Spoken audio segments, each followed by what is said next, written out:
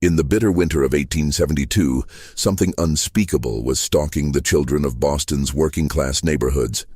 7 small boys, ranging from ages 4 to 9, had been discovered beaten, tortured, and left for dead in the most brutal ways imaginable, their small bodies bearing wounds that suggested a level of calculated cruelty that defied explanation. What terrified the tight-knit community most wasn't just the savage nature of the attacks, but the growing, horrifying realization that their attacker was just a child himself. A 12-year-old boy with a distinctive milky white eye who would become known throughout New England as the Boy Torturer and the Red Devil. The Boston Globe would later describe the perpetrator as possessing a fiendish nature that seemed to derive pleasure from the suffering of innocents, while police struggled to comprehend how someone so young could orchestrate such systematic violence. What you're about to hear is the completely true story of Jesse Harding Pomeroy, who would become the youngest person in Massachusetts history to be convicted of first-degree murder, and the horrifying chain of events that transformed an outcast child into what many consider America's first documented child serial killer. This case would challenge everything Victorian society believed about childhood innocence and force the legal system to confront questions it had never faced before. Before we continue with the story of Jesse Pomeroy and the terror he unleashed upon the working families of Boston, the story begins in the grimy industrial neighborhood of Charlestown, Massachusetts, where the constant hammering from the bustling naval yard provided a harsh soundtrack to the lives of families struggling to survive in post-Civil War America. November 29, 1859. The gas lamps flickered dimly in the modest Charlestown tenement as Ruth Ann Snowman Pomeroy held her newborn son Jesse for the first time, her heart breaking at what she saw reflected in the yellow light. A thick, milky white film covered the entire pupil of his right eye, a rare birth defect that made the baby's gaze appear ghostly and deeply unsettling to anyone who looked upon him. The condition, known medically as leukocoria, gave Jesse's eye the appearance of a clouded marble, lifeless and disturbing in its opacity. The winter wind rattled the thin windows of their cramped apartment as Thomas Jesse Pomeroy, a weathered Civil War veteran who had seen too much death on southern battlefields, took one look at his disfigured son and felt only disgust and revulsion. Thomas worked the brutal 12-hour shifts at the Charlestown Naval Yard, his hands permanently stained with grease and his lungs filled with metal dust. But nothing in his hard life had prepared him for the sight of his own child's deformed face. From that moment forward, Jesse would never receive the love, acceptance, or basic human warmth that every child desperately needs to develop normally. Instead, he became the convenient target of his father's rage, a living reminder of something wrong and shameful within the Pomeroy bloodline. As Jesse grew from infant to toddler to young boy, his appearance became even more shocking and disturbing to those around him. The white film in his eye seemed to grow thicker and more pronounced with each passing year, giving him an otherworldly appearance that frightened other children and made adults cross themselves when they passed him on the street. Neighbors whispered that the boy looked touched by the devil, and mothers would pull their own children closer when Jesse walked by, his marble eye seeming to stare through them into some dark realm beyond human understanding. At the overcrowded Charlestown public school, Jesse became the target of relentless, merciless bullying that went far beyond typical childhood teasing. Children would surround him in the schoolyard, pointing at his eye and chanting cruel rhymes about Marble Boy and the Devil's Child. They would throw rocks at him, spit on him, and exclude him from every game and activity. Teachers, overwhelmed with large classes and limited resources, did little to intervene, viewing Jesse as a disturbing oddity best ignored. One teacher would later describe him as peculiar, intractable, not necessarily bad, but impossible to understand or reach through normal educational methods. The isolation was profound and devastating. Jesse had no friends, no allies, no one who showed him kindness or acceptance. He would spend his lunch periods alone, hiding behind the school building, reading and rereading the violent dime novels that had become his only escape from reality. These cheap publications, flooding the market in the post-war era, were filled with graphic depictions of frontier violence, torture, scalping, and brutal savagery between settlers and Native Americans. What most children would read as thrilling adventure stories, Jesse studied with the intensity of a scholar, memorizing every detail of torture methods and violence described in their lurid pages. But it was within the walls of the Pomeroy home where Jesse's real torment began. A systematic campaign of abuse that would shape him into something monstrous. Thomas Pomeroy had developed a ritualistic, almost ceremonial way of punishing his younger son that went far beyond simple corporal punishment. In a dank woodshed behind their modest Charlestown home, surrounded by the smell of rotting wood and rusted tools, Jesse would be forced to strip completely naked while his father prepared for the beating. Thomas would select either a leather horsewhip or a thick belt, testing its weight in his hands, while Jesse stood trembling in the cold. The beatings were methodical, designed to inflict maximum pain and humiliation. Thomas would strike Jesse's bare skin until blood ran down his small body, all while berating him for his appearance, his behavior, his very existence. The psychological torture was as devastating as the physical pain, a deliberate, sustained attempt to break the boy's spirit entirely and convince him that he was fundamentally worthless and undeserving of love or compassion. Jesse's older brother Charles, 17 months his senior, wanted absolutely nothing to do with him and treated him as if he were invisible. Charles was everything Jesse wasn't: handsome, normal, socially accepted, able to charm the local girls and fit in seamlessly with his peers. To Charles, Jesse was not just an embarrassment, but a constant reminder of something dark and shameful within their family bloodline. The brothers shared a bedroom, but Charles would often sleep on the kitchen floor rather than be in the same room as his disfigured younger brother. The only person in Jesse's increasingly isolated world who showed him any semblance of understanding was his mother, Ruth Ann. But even her love was complicated, misguided, and ultimately enabling. When neighborhood children complained that Jesse had been torturing local cats, stabbing them to death with kitchen knives and throwing their bloody corpses into the Mystic River, Ruth Ann convinced herself it was merely a sign of his sadness and loneliness, not the clear warning sign of something far more sinister developing within her son's damaged psyche. Ruth Ann would sit by Jesse's bedside after particularly brutal beatings from his father, gently cleaning his wounds while whispering that the world simply didn't understand him, that he was special and different in ways others couldn't appreciate. She fed his growing sense of victimhood, while simultaneously shielding him from any real consequences for his increasingly disturbing behavior. When teachers complained about Jesse's inability to connect with other students, or his strange fascination with violent stories, Ruth Ann dismissed their concerns as prejudice against her son's physical appearance. As Jesse entered his 12th year, something fundamental and irreversible began to shift inside him. The accumulated years of abuse, isolation, humiliation, and rejection had transformed his pain into something else entirely, a burning, consuming need to make others suffer as he had suffered. But in his twisted logic, Jesse's victims wouldn't be the strong who had tormented him throughout his short life. They would be the weak, the small, the innocent, children even more vulnerable than he had been. The transformation was gradual but unmistakable. Jesse began to study his younger victims with the same intensity he had once reserved for his dime novels. He would watch small children playing in the streets of Charlestown, noting their routines, their favorite spots, their vulnerabilities. He experimented with ways to gain their trust, practicing smiles and gentle words that felt foreign and unnatural coming from his lips. By the winter of 1871, when Jesse was 12 years old, the last vestiges of whatever conscience or empathy he might have possessed had been completely destroyed. The beatings, the isolation, the constant message that he was worthless and unwanted had created something that was no longer quite human, a predator wearing the face of a child, hungry for the kind of power and control that had been denied to him his entire life.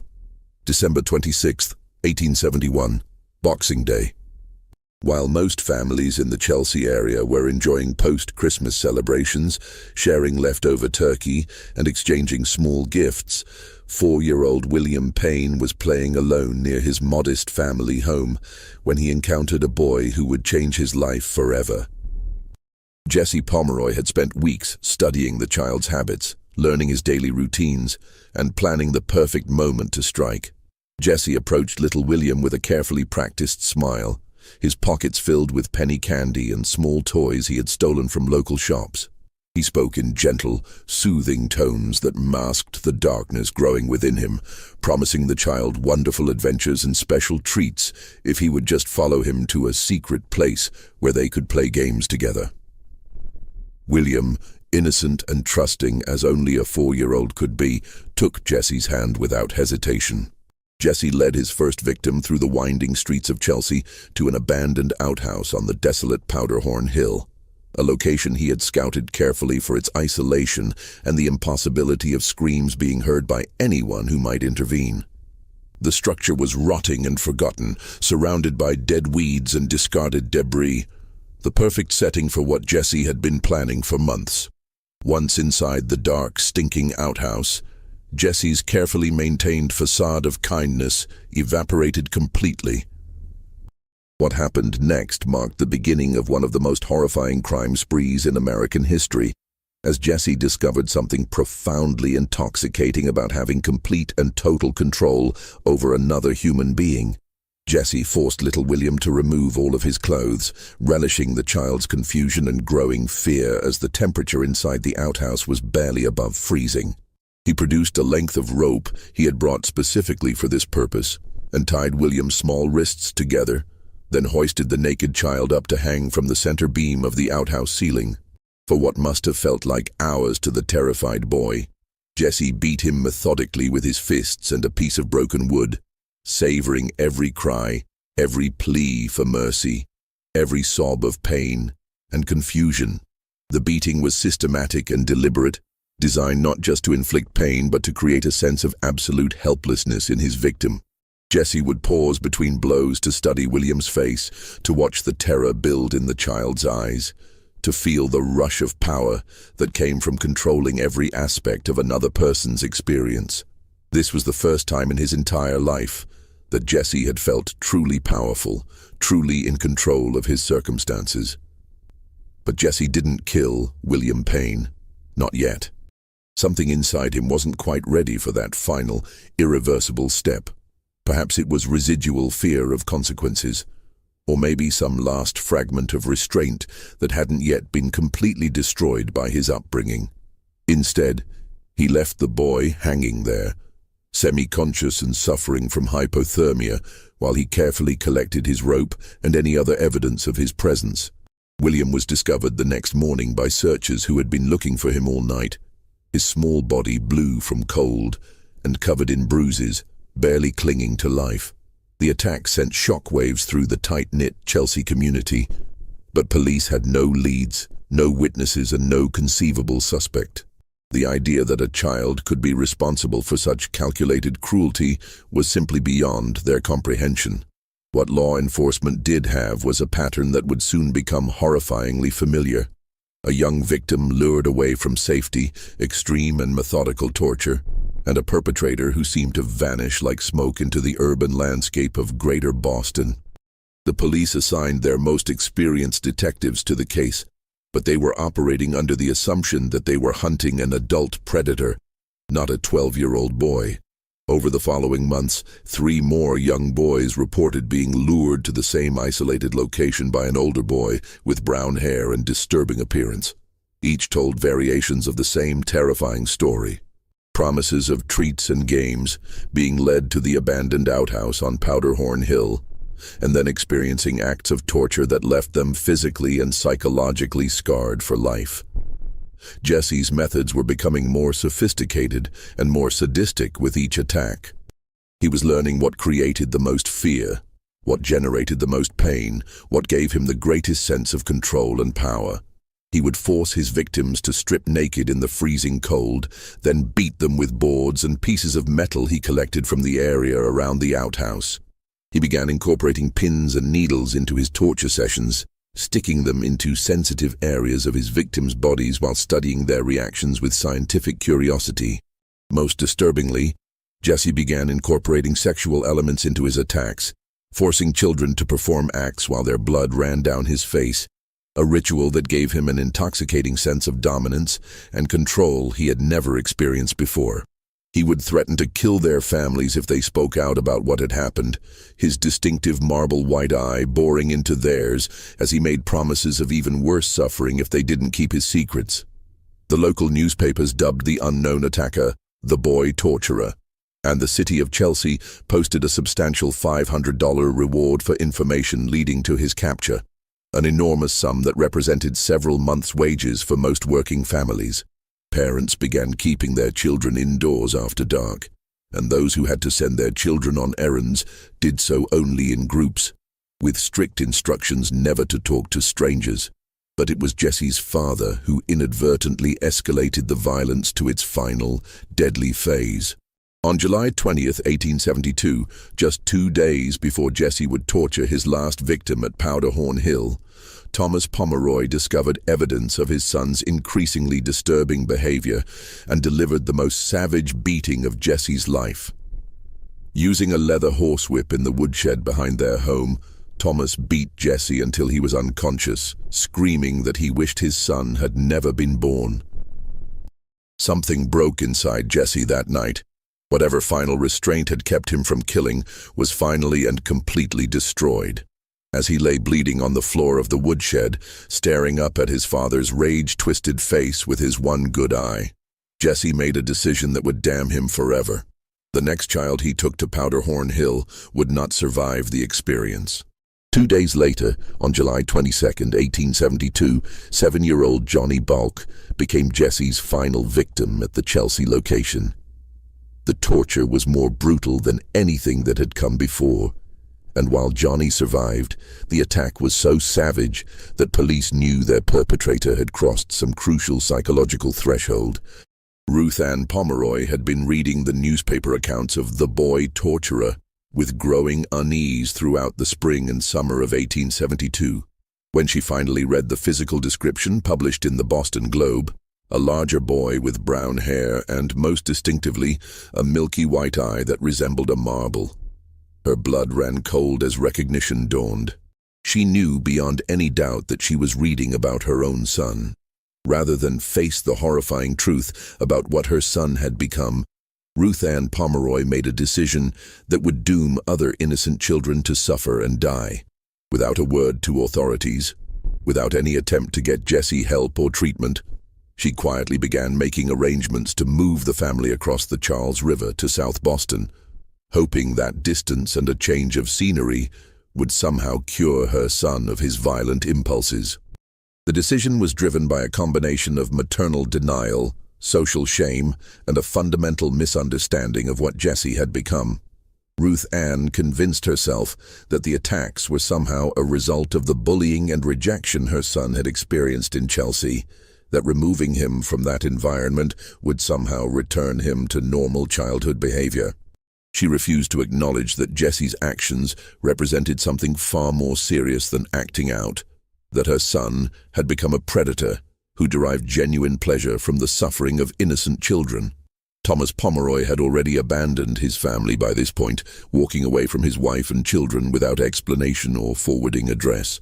Whether his departure was motivated by shame over Jesse's behavior, fear of being associated with the crimes, or simply the culmination of years of unhappiness, his absence left Ruth Ann to deal with Jesse's growing darkness entirely alone.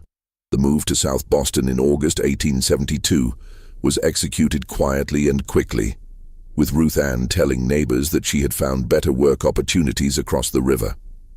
She rented a modest apartment on Broadway Street in a working-class neighborhood, where Irish immigrants and native-born Americans lived side by side in tenement buildings that housed multiple families in cramped conditions. But evil doesn't simply disappear when you change addresses. And if anything, the move to South Boston seemed to embolden Jesse rather than cure him. He now understood that his mother would protect him, would help him escape consequences, would cover for him no matter what he did. This knowledge gave him a sense of security and confidence that made him even more dangerous than before. Jesse also understood that he was now in a new hunting ground where no one knew his reputation, where parents hadn't yet learned to fear the boy with the marble eye. South Boston offered him a fresh supply of potential victims and the opportunity to perfect his methods without the heightened vigilance that had developed in Chelsea. The escalation was immediate and terrifying. On August 17, 1872, just 2 weeks after the family's move, 7-year-old George Pratt was found tortured on the beaches of South Boston by local fishermen who had come to check their nets in the early morning hours. The attack was more savage than anything that had happened in Chelsea, as if Jesse was announcing his presence in his new hunting ground with a level of violence that defied comprehension. Jesse had not only beaten George with his fists and pieces of driftwood, but had literally taken chunks out of the child's cheek and buttocks with his teeth, leaving bite marks that would scar the boy for life. He had scratched George's skin with his fingernails until blood flowed freely, and had stabbed him repeatedly with pins and needles he carried in his pockets, specifically for torture purposes. The attack represented a new level of sadistic creativity and personal involvement in his victim's suffering. Where the Chelsea attacks had been brutal but somewhat impersonal, this assault showed Jesse beginning to incorporate his own body into the torture process, using his teeth and nails as weapons in addition to the implements he brought with him. Local police were baffled by the attack's savagery and had no idea they were dealing with the same perpetrator who had terrorized Chelsea. The lack of communication between jurisdictions in the 1870s meant that patterns weren't being recognized across municipal boundaries, giving Jesse a significant advantage in avoiding detection. The escalation continued with horrifying regularity. On September 11, 1872, 7-year-old Joseph Kennedy was lured away from his family's tenement to a vacant boathouse near the South Boston salt marshes. Jesse had spent days watching the boy's routine, learning when he walked alone to the corner store for his mother, identifying the perfect moment and location for an abduction. The boathouse was even more isolated than the Powder Horn Hill outhouse, surrounded by tall marsh grass that muffled sound and hidden from view by the geography of the shoreline. Jesse had prepared the location in advance, bringing rope, knives, and other implements he would need for what he had planned. Jesse slashed Joseph's face repeatedly with a pocket knife he had stolen from a local shop, creating wounds that would leave permanent scars. He forced the boy's head into the salt water of the marsh repeatedly, bringing him to the edge of drowning before pulling him back, savoring the child's terror and desperation. The near drowning became part of Jesse's torture repertoire, a way of creating the ultimate sense of helplessness in his victims. Just 6 days later, on September 17th, railway workers walking along the Hartford and Erie railroad tracks discovered 5-year-old Robert Gould tied to a telegraph post near the rail line. The boy had been beaten and slashed with a knife, and Jesse had attempted to cut his throat before being startled by the approaching sound of footsteps and fleeing the scene. This near miss represented the closest Jesse had yet come to committing murder, and it demonstrated that he was rapidly losing whatever restraint had previously kept him from killing his victims. The attempted throat slashing showed clear homicidal intent, and only chance had prevented Robert Gould from becoming Jesse's first murder victim. But Jesse had made a critical mistake in his attack on Robert Gould. The 5-year-old was able to give police a detailed and accurate description of his attacker, including the distinctive, milky white eye that resembled a marble. For the first time, law enforcement had a clear physical description of the monster they were hunting, and the distinctive nature of Jesse's eye defect made him easily identifiable. Police immediately began searching South Boston for a boy matching Robert Gould's description, but their efforts were hampered by the sheer number of children in the crowded neighborhood and the fact that most residents were suspicious of law enforcement. The Irish immigrant community in particular had reasons to distrust police and were reluctant to cooperate with investigations.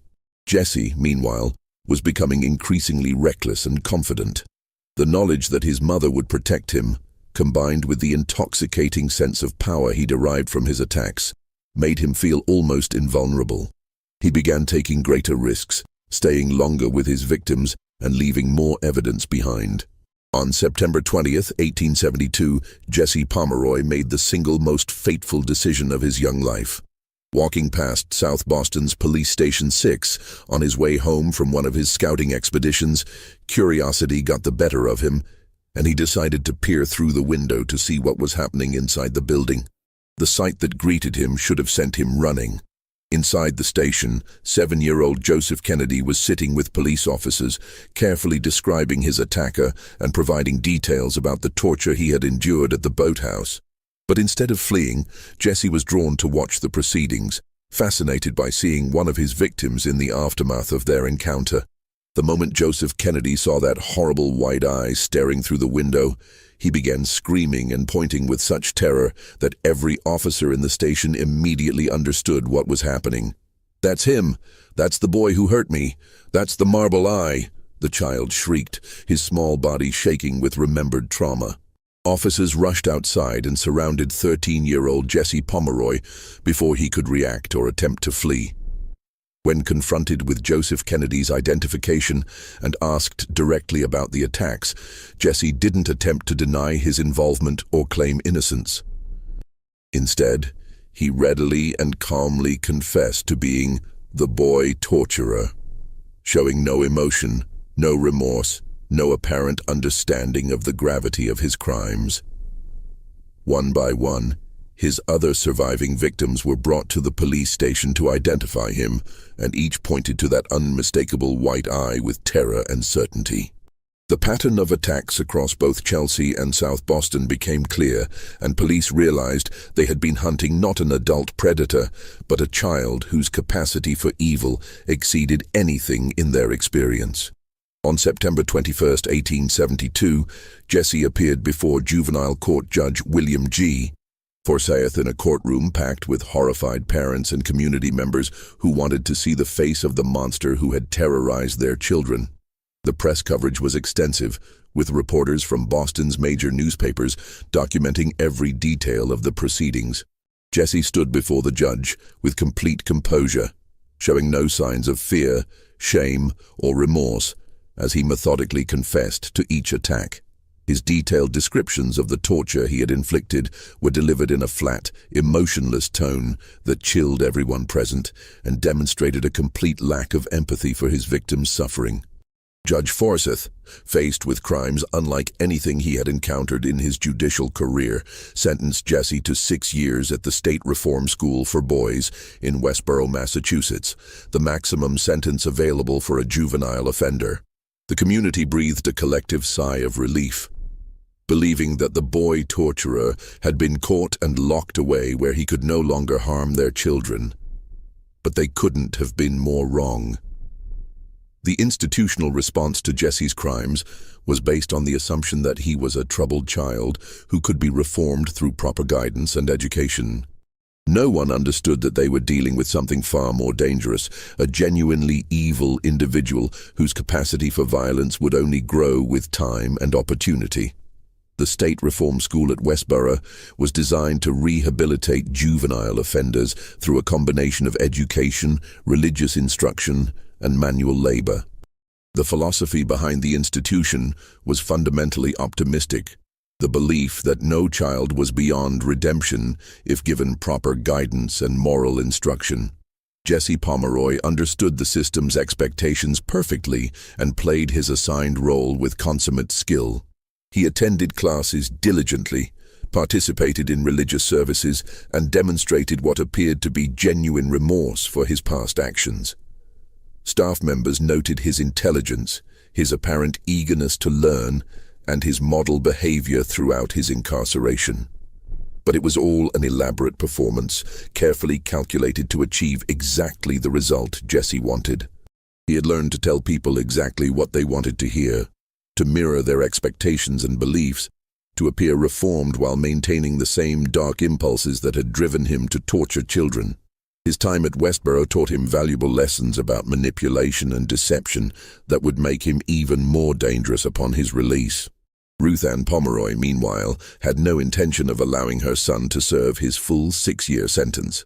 She began an immediate and sustained campaign to secure Jesse's early release, visiting him regularly and lobbying institutional officials about his progress and rehabilitation.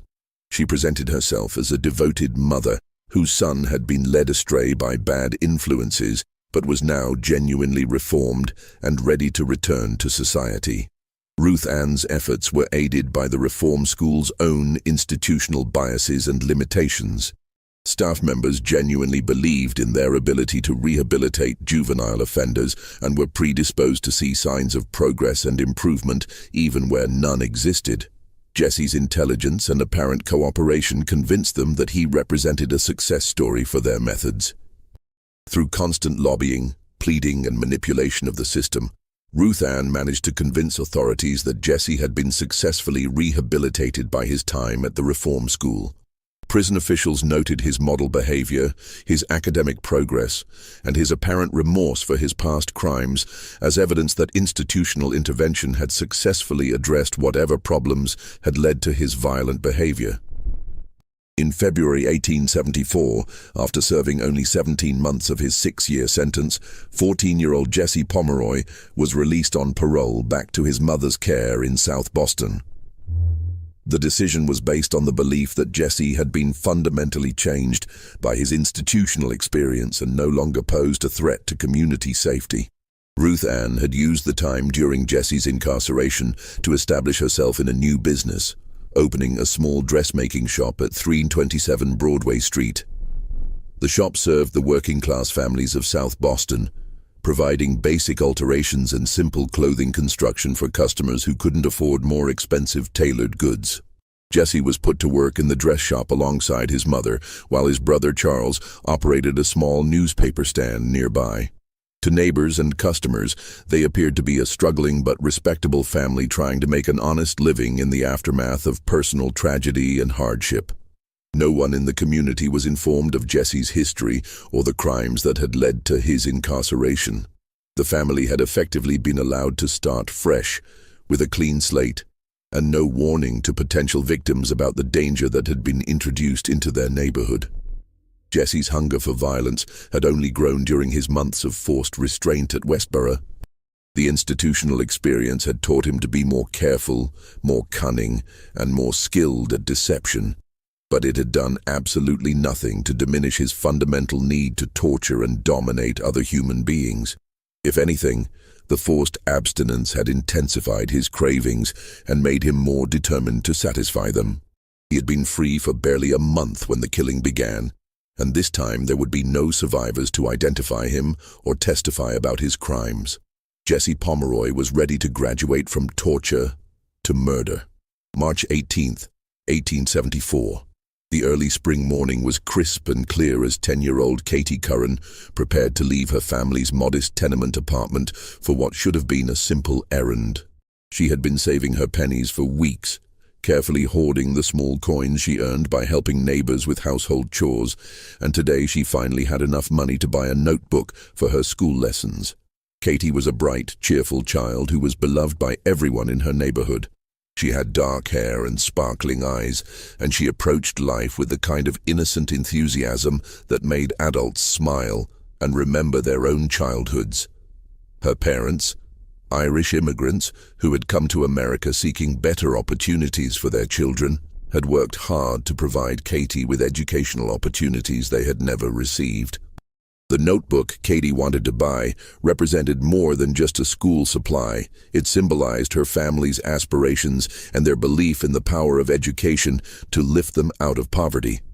Katie had been excited about the purchase for days, planning how she would organize her lessons and practice her handwriting in the new book.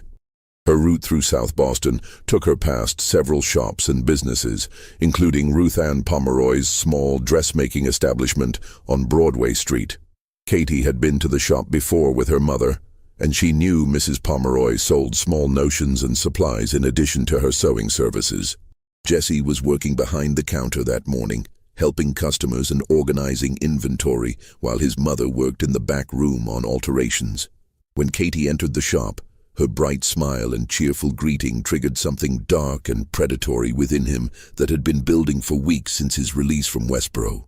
What happened next in that small dressmaking shop has never been fully revealed, as Jesse never provided complete details about Katie's final moments. But we know that she never walked out alive, never made it to any other shops on her planned route, and never returned home to show her parents the notebook she had been so excited to purchase. The specific method of Katie's murder remains unknown, but based on Jesse's later crimes and his established pattern of behavior, we can only imagine the terror and suffering she endured in her final moments. What we do know is that Jesse killed her somewhere within the confines of the shop, then faced the immediate problem of concealing evidence of his crime. Working quickly and methodically, Jesse carried Katie's body to the basement of the building and buried her remains in an ash heap. The accumulated debris from coal and wood fires that heated the building during Boston's harsh winters. The concealment was hasty and imperfect, but effective enough to prevent immediate discovery. When Katie failed to return home that evening, her family immediately organized search parties throughout South Boston. The tight-knit Irish immigrant community rallied together, with dozens of neighbors joining the desperate hunt for the missing girl. They checked every alley, every basement, every abandoned building, every possible hiding place where a lost or injured child might be found. Police were notified and began their own investigation, systematically visiting every shop and business Katie might have patronized during her planned shopping trip. When they reached Ruth Ann Pomeroy's dressmaking shop, both Jesse and his mother were interviewed about their interactions with the missing girl. Jesse displayed remarkable composure and cunning during the police questioning, calmly explaining that Katie had indeed visited the shop earlier that day. He claimed she had purchased some small notions for her mother, paid for her items, and left the shop without incident. His story was plausible, detailed, and delivered with just the right amount of concern for the missing child. Ruth Ann corroborated her son's account completely, telling police that she had been working in the back room, but had observed Katie's visit and could confirm that the girl had left the shop safely. When officers asked to search the premises, both mother and son readily agreed, confident that Katie's hastily concealed remains would not be discovered during a cursory inspection. The police search was thorough, but not exhaustive, focusing primarily on areas where a living child might be hiding or where obvious evidence of foul play might be visible. They examined the main floor of the shop, the back workroom, and even ventured into the basement. But the ash heap where Katie's body lay buried appeared to be nothing more than accumulated household debris. Jesse watched the search with apparent concern and helpfulness, even suggesting areas where officers might look and expressing hope that Katie would be found safe. His performance was so convincing that police left the shop with no suspicions about the Pomeroy family's involvement in the girl's disappearance. But Katie's body was there all along, decomposing just feet below where police officers stood, asking their questions and conducting their search. Jesse had successfully committed his first murder and concealed the evidence, at least temporarily, while maintaining the facade of an innocent teenager concerned about a missing neighbor. The success of his deception filled Jesse with confidence and a sense of invulnerability that would prove to be his downfall. He had killed a child, hidden the body, lied to police, and walked away without consequences. In his twisted logic, this success proved that he was smarter than the authorities and could continue killing without being caught. Just when we thought we'd seen it all, the horror in South Boston intensifies. If this story is giving you chills, share this video with a friend who loves dark mysteries. Hit that like button to support our content, and don't forget to subscribe to never miss stories like this. Let's discover together what happens next. 5 weeks after Katie Curran's disappearance, Jesse's bloodlust had reached a fever pitch that demanded satisfaction. The successful concealment of his first murder had given him a dangerous confidence, but it had also awakened an even more powerful craving for violence and control. This time, he wouldn't be content with a quick kill in the confines of his mother's shop. This time, he wanted to savor every moment of his victim's terror and pain, to indulge in the kind of prolonged torture that had been impossible during Katie's murder. Jesse had been stalking potential victims for days, studying their routines and identifying the perfect opportunity for his next attack. He had learned valuable lessons from his previous crimes about timing, location, and the importance of avoiding witnesses, and he was ready to apply that knowledge to create the ultimate expression of his sadistic impulses. April 22nd, 1874. The spring afternoon was warm and pleasant as 4-year-old Horace Millen played near his family's cramped tenement building in South Boston. Horace was a beautiful child with golden curls and bright blue eyes, the kind of angelic appearance that made strangers smile and comment on his sweetness. His parents, John and Leonora Millen, were desperately poor. John worked at Clark's cabinet factory for wages that barely kept the family fed, and they lived in a single room that housed their entire family. Despite their poverty, the Millens were devoted parents who cherished their young son and did everything possible to provide him with love and care. Horace was their pride and joy, a bright and affectionate child who brought happiness to everyone who knew him. When a bigger boy approached Horace that afternoon, the child felt no fear or suspicion. Jesse had perfected his approach over months of practice, using a gentle voice and friendly demeanor that put children at ease.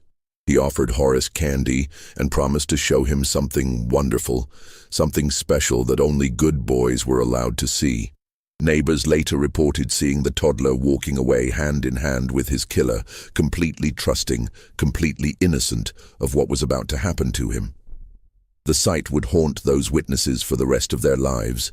The image of a beautiful, innocent child being led to slaughter by someone who appeared to be just another neighborhood boy. Jesse led little Horace through the winding streets of South Boston to the isolated marshes of Dorchester Bay, a desolate area where the city gave way to salt water and tall grass.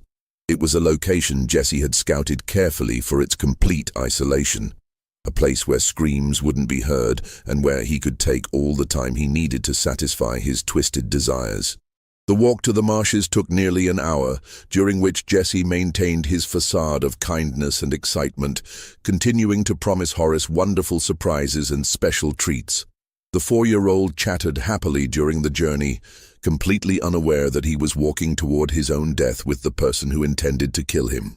Once they reached the isolated marsh area, far from any possibility of rescue or intervention, Jesse's carefully maintained mask of humanity finally dropped completely.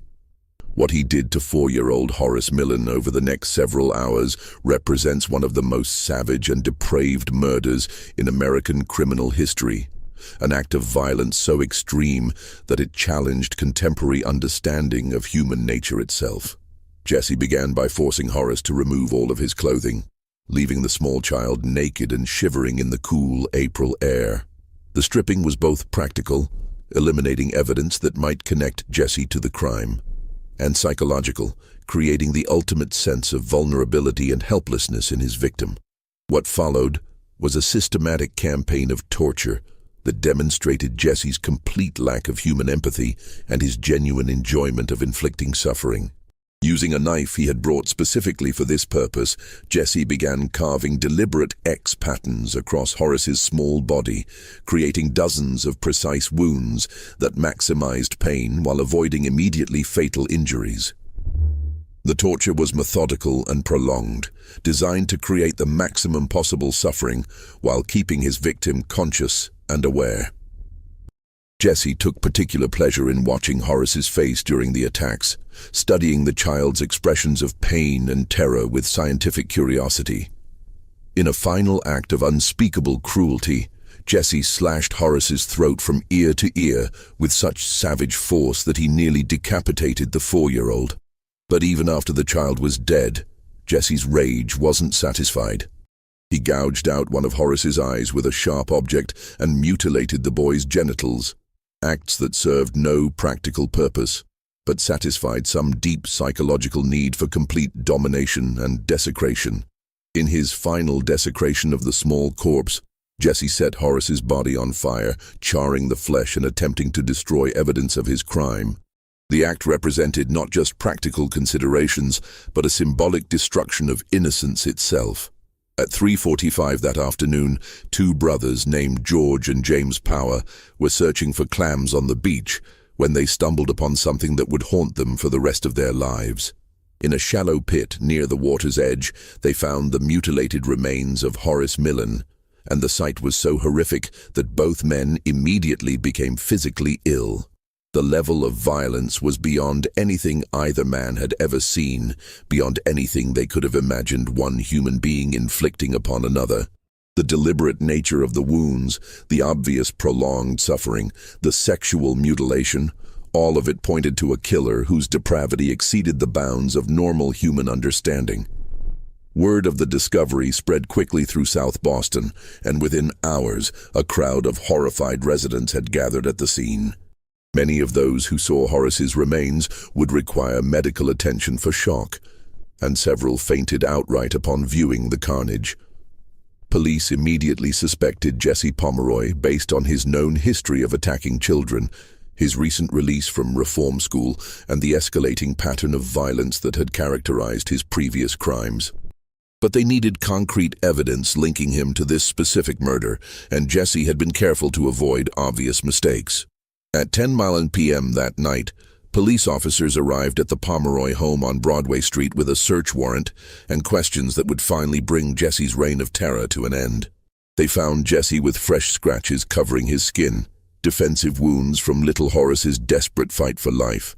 His clothes were stained with blood that he had been unable to completely wash out, and when they examined his boots, the sole pattern matched perfectly with footprints found in the sand beside Horace's body. The physical evidence was overwhelming and undeniable. Jesse was immediately arrested and taken to the Charles Street jail, where he initially maintained his innocence and claimed to have no knowledge of Horace's murder. For hours, Jesse sat in his cell at the Charles Street jail, maintaining his story of innocence while police assembled an increasingly damning case against him. The blood evidence, the footprint matches, the scratches on his skin, all of it pointed inexorably toward his guilt, but investigators wanted a confession to eliminate any possibility of doubt. The breakthrough came when police made the decision to confront Jesse directly with the full horror of what he had done. They transported him to the morgue, where Horace Millen's mutilated body lay on a metal table, covered by a white sheet that was stained with blood and other fluids. When the sheet was pulled back to reveal the full extent of the carnage Jesse had inflicted, even the hardened police officers present struggled to maintain their composure. But Jesse Pomeroy showed no emotion whatsoever, no shock, no remorse, no human feeling of any kind. He stared down at the destroyed body of the 4-year-old child with the same detached interest he might show when examining an insect. When asked directly if he had committed this unspeakable murder, Jesse replied with chilling calmness, "I suppose I did." The admission was delivered in a flat, emotionless tone that sent chills through everyone present and demonstrated a complete absence of empathy for his victim's suffering. But Jesse wasn't finished confessing.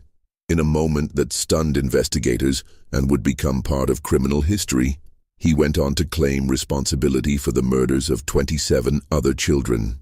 The number was so staggering that police initially dismissed it as the boastful exaggeration of a disturbed teenager seeking attention.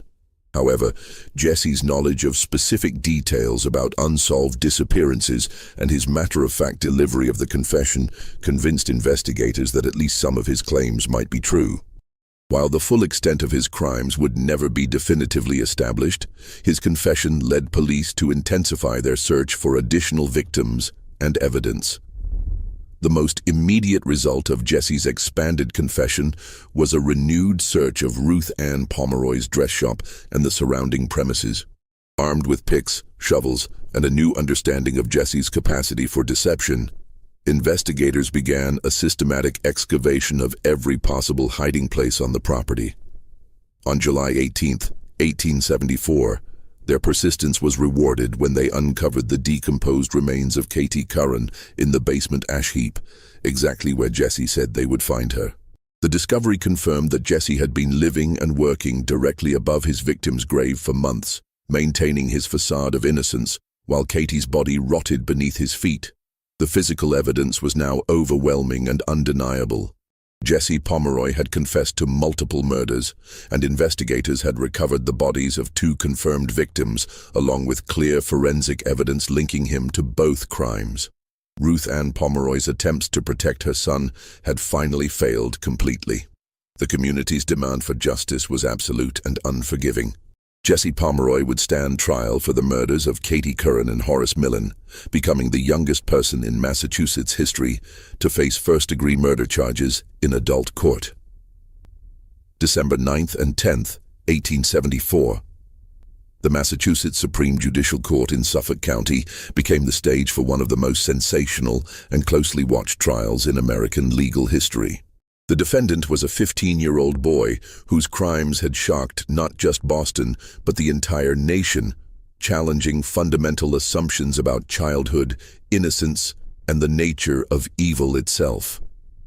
The courtroom was packed beyond capacity with spectators, reporters, legal experts, and curious citizens who wanted to witness this unprecedented legal proceeding.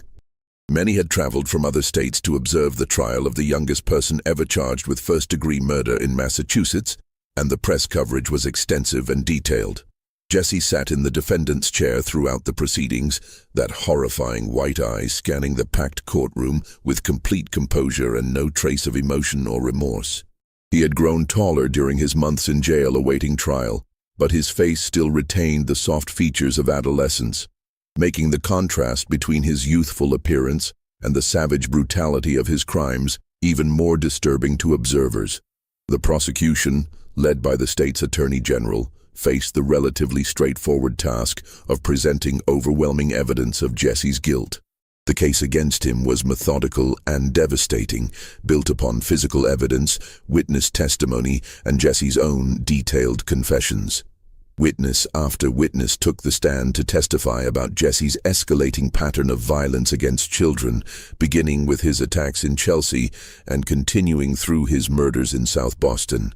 The survivors of his earlier assaults, now older and still bearing physical and psychological scars from their encounters with Jesse, provided harrowing testimony about the torture they had endured. The physical evidence was presented in excruciating detail. The blood on Jesse's clothes that matched Horace Millen's blood type, the footprint evidence from the murder scene, the defensive wounds on Jesse's body that corresponded to his victim's desperate struggles for life. Each piece of evidence was methodically catalogued and explained, building an unassailable case for conviction. Most damning of all was Jesse's own confession, delivered with the same cold detachment he had shown throughout his crimes. When asked to explain his motives, Jesse claimed he didn't know why he had killed, that something had made him do it. An explanation that satisfied no one and only reinforced the impression that he was fundamentally different from normal human beings. Jesse's defense attorney, Charles Robinson, faced what was arguably an impossible task. How do you defend a client who has confessed to the most brutal murders anyone could imagine? How do you generate sympathy for someone whose crimes violated every principle of human decency? Robinson's strategy focused on Jesse's age and mental state, arguing that no child could be held fully responsible for such extreme acts of violence. He attempted to present evidence of Jesse's troubled upbringing, the abuse he had suffered at his father's hands, and the social isolation that had shaped his development. The defense also tried to argue that Jesse was legally insane at the time of his crimes, that his actions were so far outside the bounds of normal human behavior that they could only be explained by severe mental illness. Expert witnesses testified about Jesse's psychological state and the possible medical explanations for his violent behavior. But the insanity defense proved ineffective in the face of evidence that Jesse's crimes were carefully planned and executed, that he had shown clear awareness of right and wrong, and that he had taken deliberate steps to avoid detection and capture. His methodical approach to torture and murder demonstrated a level of calculation that undermined claims of insanity. The jury, composed of 12 men who represented the moral conscience of the community, listened to days of testimony with growing horror and disgust.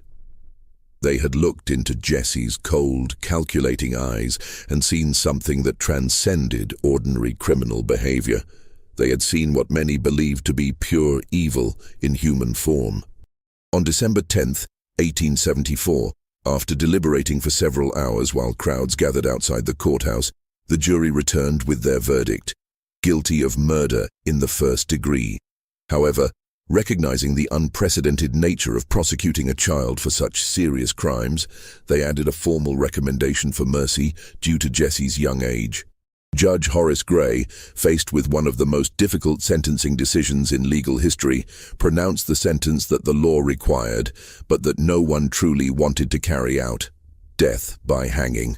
Jesse Pomeroy, at 15 years old, was sentenced to be executed for his crimes, becoming the youngest person ever condemned to death in Massachusetts.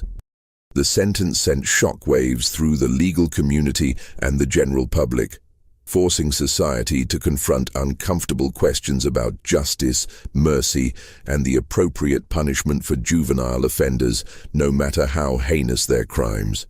The prospect of executing a 15-year-old boy, regardless of his crimes, proved too much for the political leadership of Massachusetts to bear. Governor William Gaston, a man of deep religious conviction and moral principle, refused to sign Jesse's death warrant despite enormous public pressure to do so. 3 separate times the Massachusetts Governor's Council voted on Jesse's fate, and 3 times Governor Gaston refused to authorize the execution of a child. The legal system had found Jesse guilty and imposed the ultimate penalty, but the executive branch would not follow through with carrying out that sentence. The standoff continued for nearly 2 years, with Jesse sitting on death row while politicians, religious leaders, and legal experts debated the appropriate response to his crimes. Public opinion was deeply divided between those who demanded justice for his victims and those who believed that executing a child would make society no better than the monster they sought to punish. Finally, in August 1876, the Governor's Council took a 3rd vote, this time conducted anonymously to allow members to vote their conscience without political consequences. By the narrowest possible margin, they voted to commute Jesse's sentence to life in prison in solitary confinement. On September 7, 1876, just 3 months before his 17th birthday, Jesse Pomeroy was locked in a small concrete cell at the Massachusetts State Prison in Charlestown, the same neighborhood where he had been born and raised. He would remain in that cell, isolated from human contact and denied virtually all privileges for the next 4 decades of his life.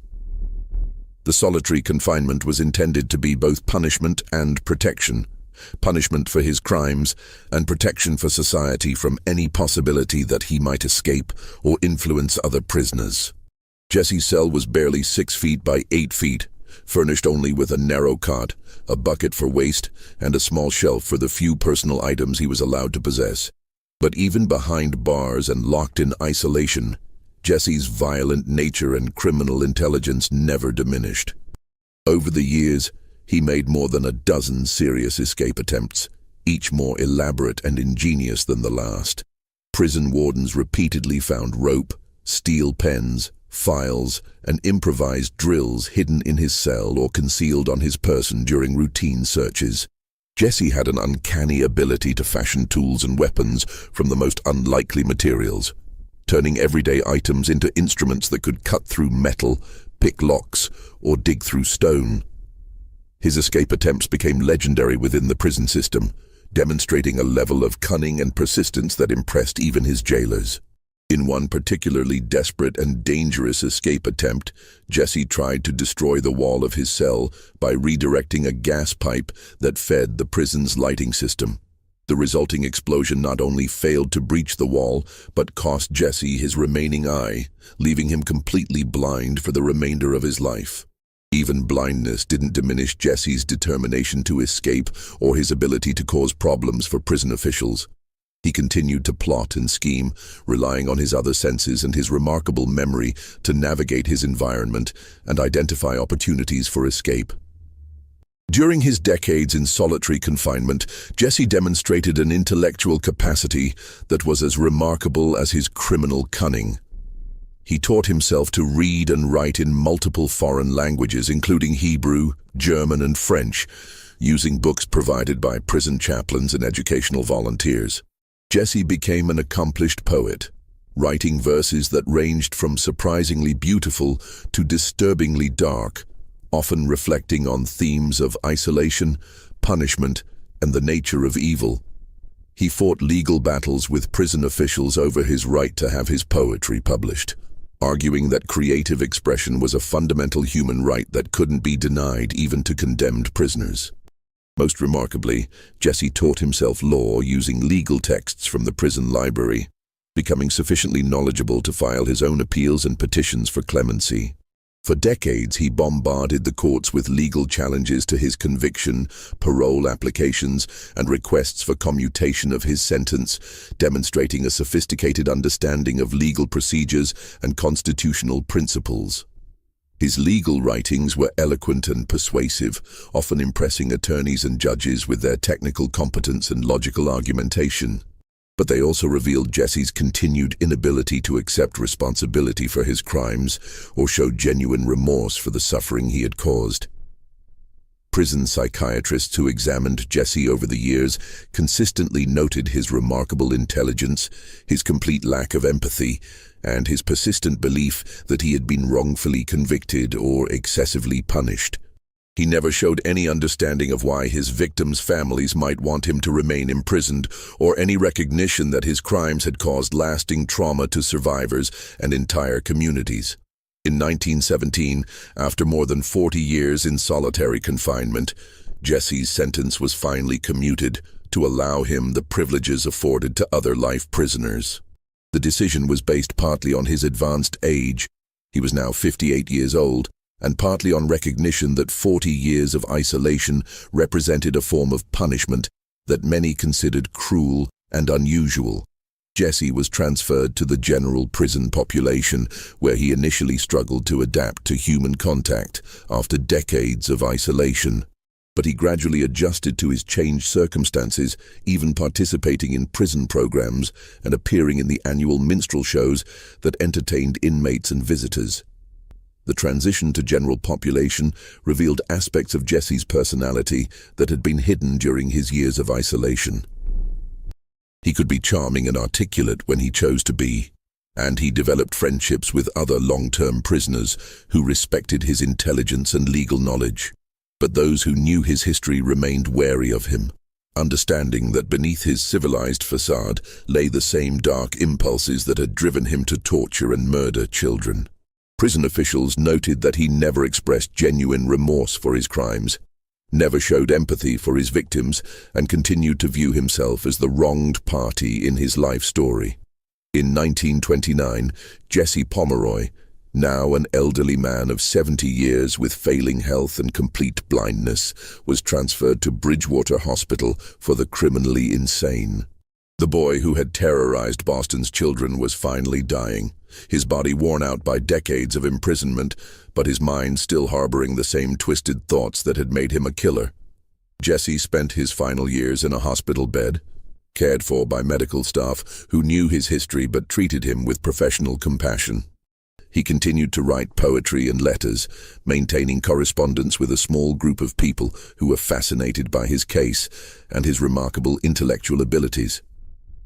On September 29, 1932, Jesse Pomeroy died peacefully in his sleep at the age of 72.